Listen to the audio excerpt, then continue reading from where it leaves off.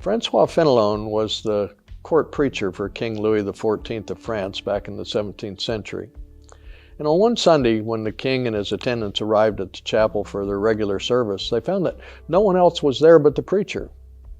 And King Louis demanded, he said, "Well, what does this mean?" And Fenelon replied, "Well, I had published that you would not come to church today, in order that your majesty might see who really serves God in truth and who actually comes to flatter the king." I've taught before about the importance of church attendance, and it really is important. That's why it says in the Bible that we're not to forsake the assembling of ourselves together. But one of the things that I like to throw out to you is this: if what you have isn't enough to get you into church, then what makes you think that it will get you into heaven? There's many reasons why we should be delighted to be able to attend church.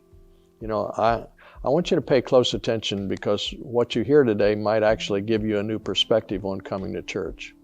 Because first, we've got to understand there's shelter in God's house. And next, that there's a strength in God's house.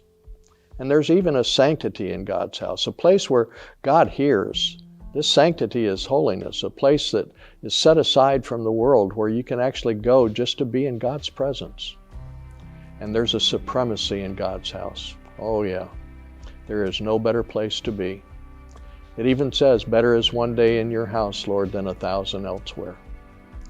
We are a people who have been set apart. We're not to walk as the world walks.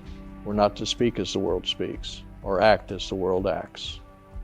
Why not hang out with all of those who are more like you and more like what God would have you to be?